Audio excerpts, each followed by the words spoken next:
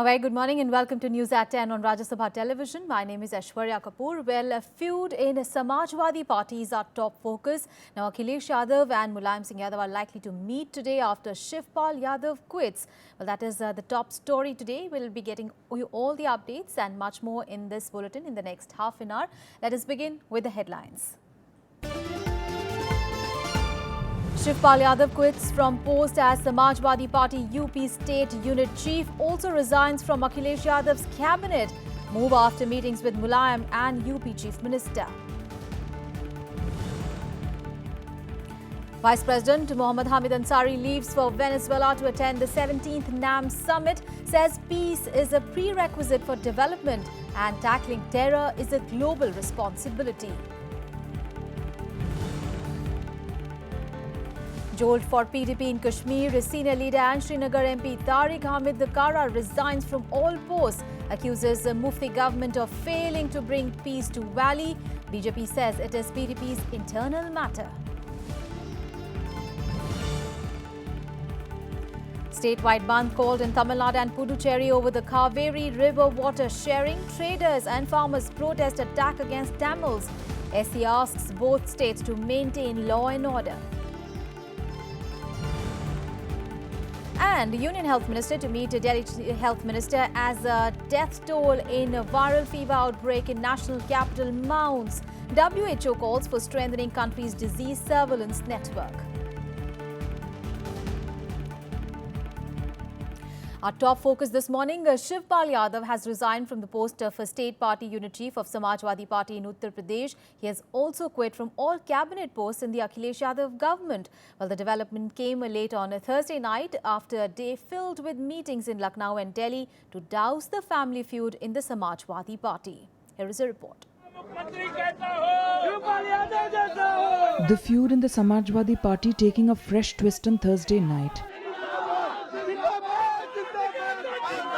Shivpal Yadav resigning from his post as party's state unit chief as well as minister from the Akhilesh Yadav cabinet. सभी कार्यकर्ता हम आपके साथ खड़े हैं। जी जी सब कार्यकर्ताओं के साथ खड़े हैं और अब सब लोग आराम से जाइए, सोइए, हम भी सोएं।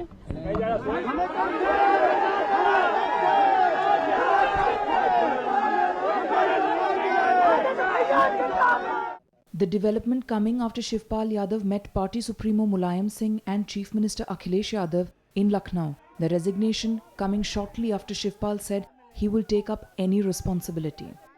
ये बहुत समाजवादी पार्टी के लिए बड़े संकट की घड़ी है और इस घड़ी में समाजवादी परिवार को पूरे एक होकर इस 2017 के मिशन के लिए काम करना चाहिए। माननीय मंत्री शिवपाल यादव जी ने समाजवादी को छोटे पेड़ पौधे से एक पेड़ बनाया था जिसमें हम सब छाया ले रहे थे।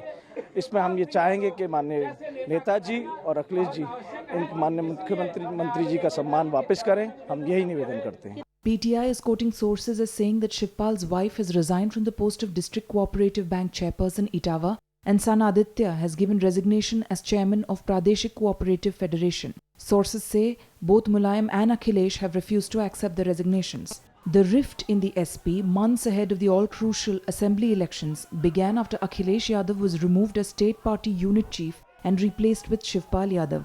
The UP chief minister removed Shivpal from key cabinet posts. While the drama unfolded, the two sides maintained that all is well in the family. Bureau Report, Rajya Sabha TV. Well, let's listen into some more political reactions coming in on the crisis that has hit the Samajwadi Party. CM साहब कह रहे हैं तो ठीक ही कह रहे होंगे।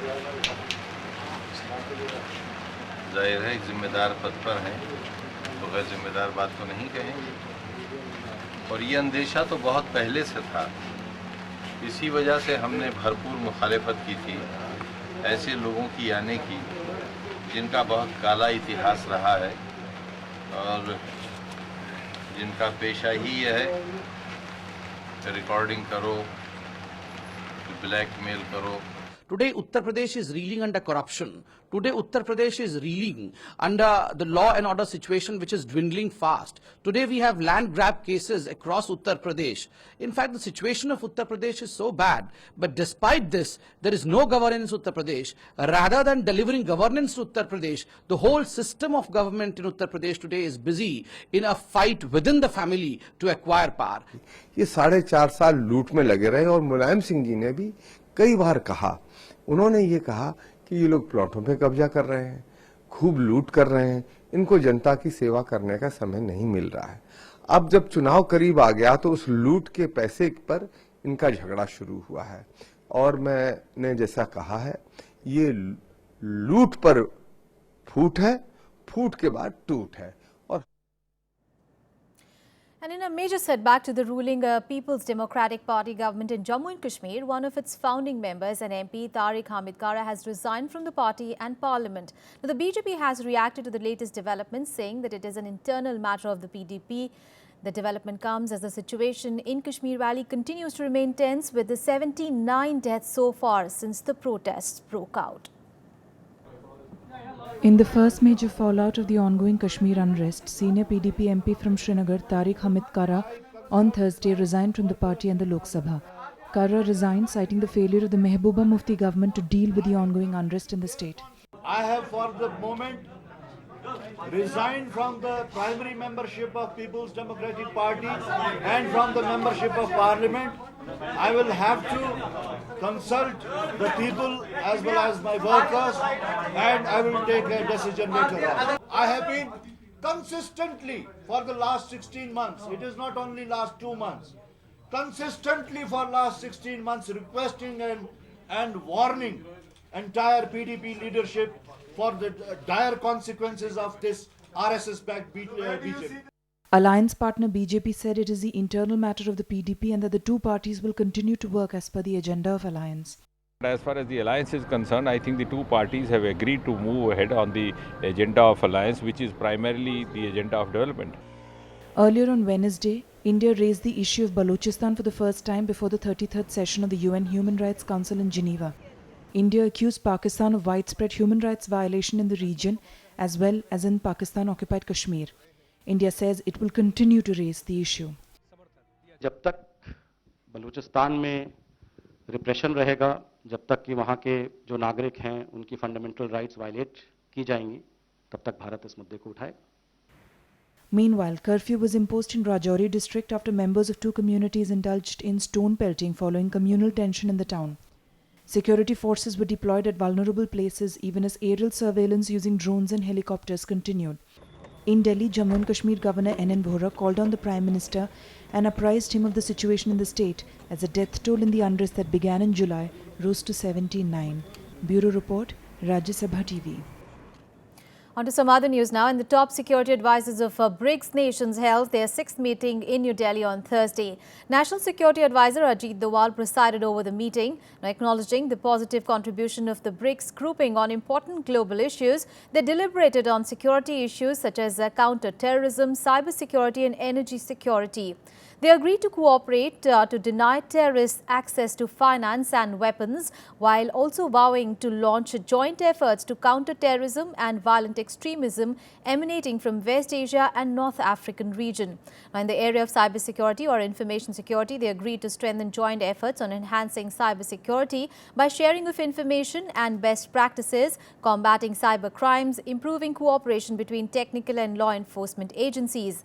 The representatives encouraged cooperation and exchange of best practices, expertise, information and knowledge on counter-terrorism issues.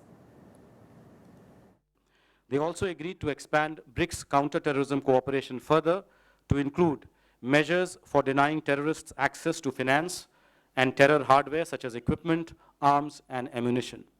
They underscored the need for a global legal regime to deal with the global menace of terrorism. Well, oil companies on a Thursday increased the selling price of petrol by 58 paise a litre and diesel rate was slashed by 31 paise a litre. Well, this revision comes And now consumers will have to shell out 64.05 rupees for a litre of petrol in Delhi and 52.63 rupees for a litre of diesel. Now, the new price came into effect from midnight. In a statement, the country's largest fuel retailer said the movement of prices in the international oil market and rupee-dollar exchange rate shall continue to be monitored closely, and developing trends of the markets will be reflected in the future price changes. Now, Indian Oil Corporation and other state-owned fuel retailers like Hindustan Petroleum Corp Limited and Bharat Petroleum Corp Limited revised petrol and diesel prices last on 1st and 16th of every month based on international oil rate and foreign exchange ratio on the preceding fortnight. Well, a statewide Bandh has been called in Tamil Nadu and in Puducherry over the Kaveri water sharing issue. Now, traders and farmers in Tamil Nadu have called for the Bandh to protest against the violence targeting Tamils in the neighbouring state of Karnataka. Now, seeking a long-term solution to Kaveri water issue, many political parties such as the DMK, Congress, VCM, PMK, CPIM, CPI and MDMK have extended their support to the Bandh. Several Tamil outfits in Puducherry have also called for the Bandh to condemn the violence against Tamils in Karnataka. As a preventive measure, Section 144 has been extended in Bengaluru till 25th of September midnight. ಇಲ್ಲಿ ಒಂದು RAF, rapid action force, ಒಂದು BSF, ಇದೆರಡು central forces, 5 KSRP battalion ಮತ್ತು 8 DR ಇವುಗಳನ್ನು deploy ಮಾಡಿದ್ದೇವೆ. There was massive security deployment at railway stations across South Karnataka on Thursday in the wake of the Rail Roko agitation called by pro-Kannada activists. The state police managed to prevent rail blockades called by over 1 lakh activists of the Karnataka Rakshana Vedike to protest against the Supreme Court order on Kaveri water sharing. Rail Roko is announced by certain organizations in connection with the Kaveri water issue throughout the state. Within the city, we have deployed city police, state reserve police and paramilitary forces adequately at all the railway stations. At the same time, police presence is continued throughout the city in view of the land order incidents that took place on Monday. Additional forces were deployed in sensitive areas like Mandya, Yashwantpur, Mysuru, Hubli and Raichur. In Bengaluru, hundreds of activists took out a protest rally against governments of both Karnataka and Tamil Nadu. A number of them were detained as they tried to break the heavy security cordon to enter the main railway station in the city. Among those detained include Kannada Federation President Vatal Nagaraj, Kannada Rakshana Vedike convener Praveen Shetty and Karnataka Film Chamber of Commerce President Sara Govindu. ಇಡೀ ಕರ್ನಾಟಕ ಸರ್ಕಾರ police force ಹಾಕಿ police ರಾಜ್ಯ ಮಾಡಿದ್ದಾರೆ. ಇಡೀ ಕರ್ನಾಟಕ ರಾಜ್ಯಾದ್ಯಂತ ಸಾವಿರಾರು ಜನ ಬಂಧಿಸಿದ್ದಾರೆ. ಅವ್ರನ್ನ ಕೂಡಲೇ ಬಿಡುಗಡೆ ಮಾಡಲಿಲ್ಲ ಅಂತ ಹೇಳಿದ್ರೆ ರಾಜ್ಯಾದ್ಯಂತ ಕರ್ನಾಟಕ ಬಂದ್ ಮತ್ತೆ ಕನ್ನಡ ಒಕ್ಕೂಟ ಕೊಡ್ತೇವೆ, ಕರ್ನಾಟಕ ಬಂದ್ ಕರೀತೇವೆ, ಕೂಡಲೇ ಅವ್ರನ್ನೆಲ್ಲ ಬಿಡುಗಡೆ ಮಾಡಬೇಕು ಅಂತ ಹೇಳಿ ಒತ್ತಾಯ ಮಾಡ್ತೀವಿ. Several protesters were also detained at Shivamogga, Hubli, Mysuru and Dharwad to prevent them from entering railway stations. As protests against the order continue across Karnataka, the Apex Court on Thursday directed both Karnataka and Tamil Nadu to maintain law and order. It asked both state governments to ensure there was no violence and destruction of property in both states over Kaveri water sharing. Bureau Report, Rajya Sabha TV. News at 10. We'll take a very short break. We'll be back with more news. Stay with us.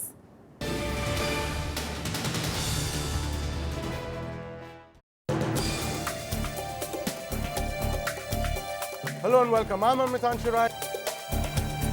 They have introduced materiality provisions.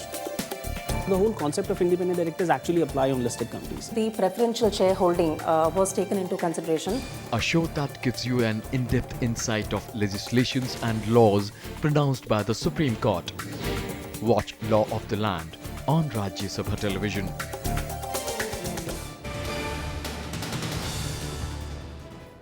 Welcome back after the break. Now, en route to Venezuela to attend the 17th NAM Summit, Vice President Mohammad Hamid Ansari on Thursday addressed a press conference on board the Air India special aircraft. He explained India's position on various subjects that are expected to be taken up at the meet. Speaking about the key issues confronting the multilateral forum, Vice President Mohammad Hamid Ansari spoke of the significance India has attached to fighting the menace of terrorism. He said peace was a prerequisite to ensuring development, which explains why tackling terror is a responsibility of all nations across the globe. Basic point is, how do you devote your energies to development unless there is peace? If peace does not prevail, then all attention gets diverted. So we need peace, we need solidarity as a group of countries with more or less converging objectives. And development remains our priority agenda. The Vice President said there is no change in the methodology in how India is approaching the summit. There was a methodology in 1961. The methodology underwent changes in the 70s, 80s, 90s. Again, the methodologies are being adjusted, but the objectives are not changing. But the methodology has to remain the same. The Vice President also emphasized that in the present era, all member nations were bound by the same needs. Every country has got the same priority in its agenda, which is development. And development not according to somebody else's perception or dictate, but development to its own perceptions. Vice President Mohammad Hamid Ansari also said there was nothing extraordinary in Prime Minister Narendra Modi not leading the delegation to the NAM summit. He said that as always, India is being represented at the summit. With camera person Saroj Kumar Das, Sham Sundar and Shiva Kumar's report for Rajya Sabha TV. And on a 4-day goodwill visit to India, Nepalese Prime Minister Pushpa Kamal Dahal will be holding a one-on-one meeting with Prime Minister Narendra Modi today for bilateral cooperation. Now, there are expectations that agreements will be signed related to cooperation in areas of mutual interest, including development and security, including terrorism. This is the first foreign visit of Nepal's Prime Minister after he took oath of office last month. As Nepal's new Prime Minister Pushpa Kamal Dahal began his 4-day visit to India on a Thursday, there are hopes that bilateral relationship between Delhi and Kathmandu will be back on track. Dahal or Prachanda will hold a one-on-one meeting with Prime Minister Narendra Modi today. Ahead of the meet, India made it clear that it will ask Prachanda's priorities for nation building and provide help to the landlocked country. Idea is for us to meet Mr. Prachand, to convey to him our continued interest in the stability and peace and prosperity of Nepal, and to learn from him firsthand what are his developmental priorities, which are the areas he wants to focus on, and where Indian assistance can provide the maximum benefit to the people and government of Nepal. This is Prachanda's first foreign visit after assuming office. At a function at the Nepalese embassy on a Thursday, he reiterated that the top focus of the new dispensation is to create the right atmosphere before the implementation of the constitution and pave way for the necessary amendments. Relationship between India and Nepal had nosedived after Madheshis led a 6-month agitation in Terai region of Nepal over new constitution. Very inclusive constitution, but there is always scope for improvement. There are some grievances, there are some dissatisfaction.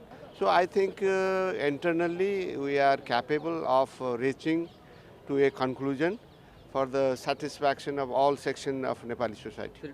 Nepal's Prime Minister's meeting with Prime Minister Modi is also expected to see a big push for Indian infrastructure projects in Nepal, including improving rail networks, hydropower and access to Indian ports. The issue of post-earthquake reconstruction in Nepal is also likely to be discussed. While India had announced $1 billion in aid for the reconstruction, strained ties and the lack of work on ground held up its disbursement. As you know, we have offered them considerable assistance. $1 billion in earthquake assistance itself has been granted to them, of which very little has been utilized. Prachanda will call on the President later in the day. He is also scheduled to hold meetings with top cabinet ministers. On Saturday, Prachanda is scheduled to visit Nathpa Jhakri Dam and hydropower project in Himachal Pradesh. The agenda is to make a major tie-up in production of hydroelectricity in Nepal and its sale to India. With Bureau Inputs, this is Akhilesh Suman's report for Rajya Sabha TV. And now a look at what else is slated for the day in the day ahead. Amidst mounting bad loans, Finance Minister Arun Jaitley will today hold a meeting with the heads of public sector banks to find ways to deal with the situation. Besides, he will also discuss the credit growth and bad loan situation and various recovery measures by banks. Legislative steps taken by the government to expedite recovery are also part of the agenda.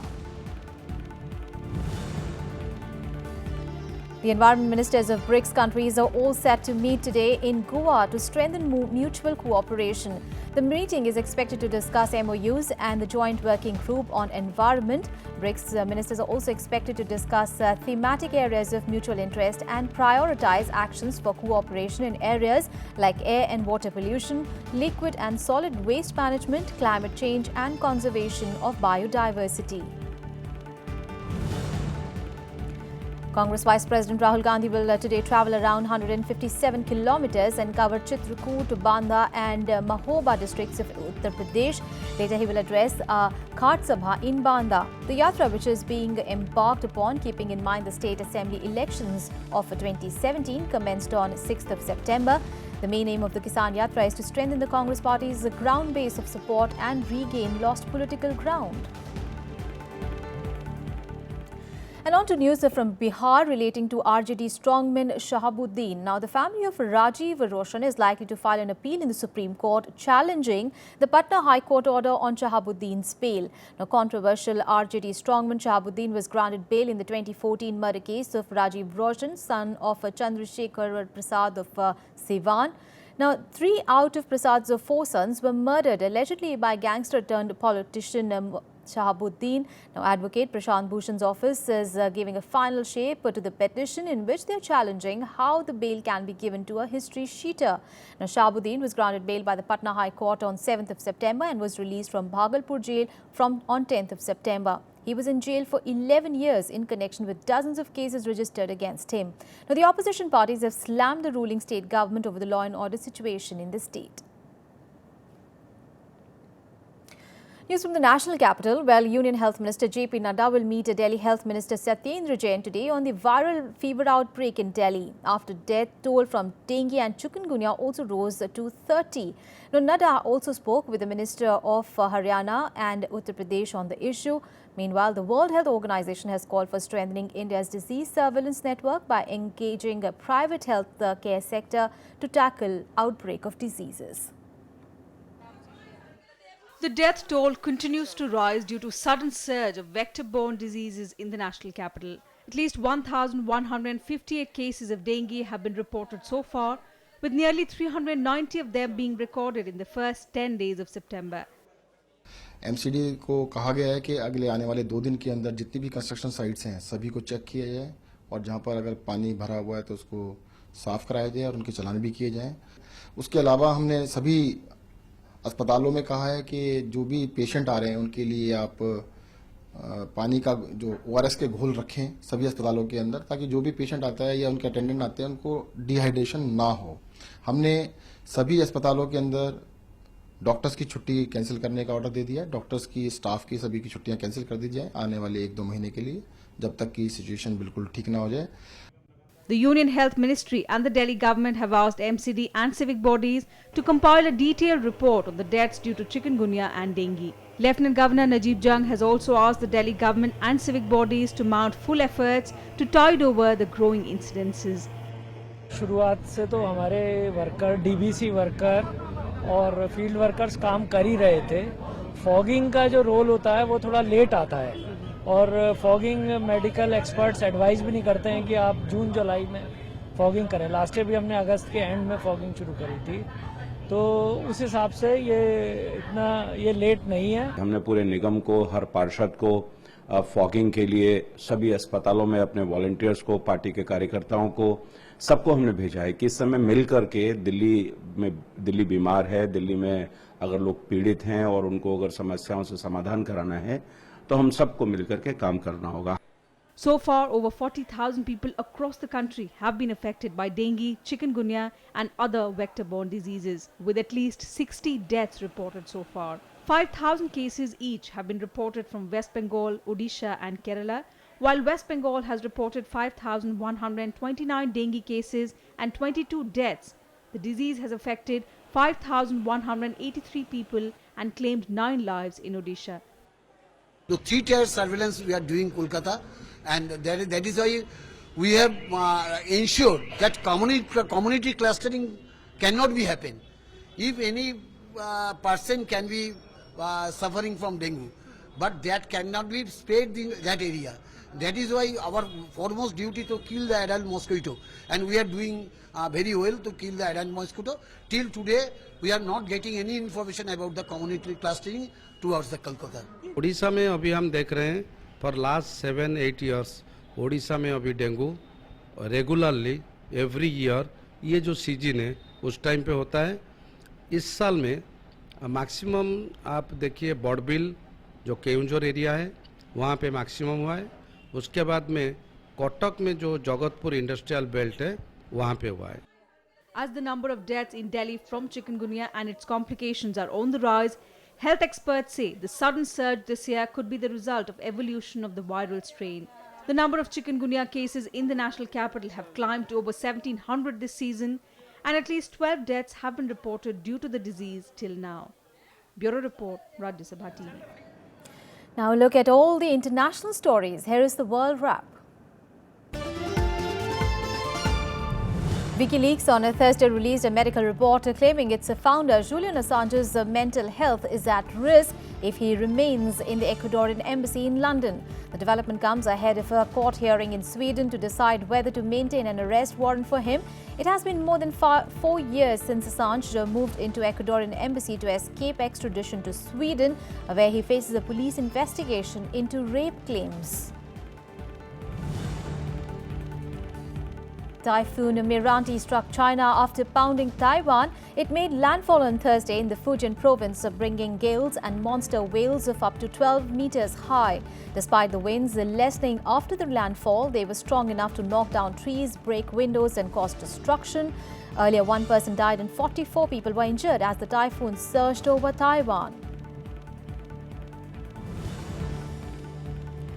US Democratic presidential nominee Hillary Clinton got back on the campaign trail on Thursday after taking 3 days off for pneumonia. Clinton appeared in good health during a campaign stop in North Carolina, where she sought to refocus her campaign on the plight of the working class.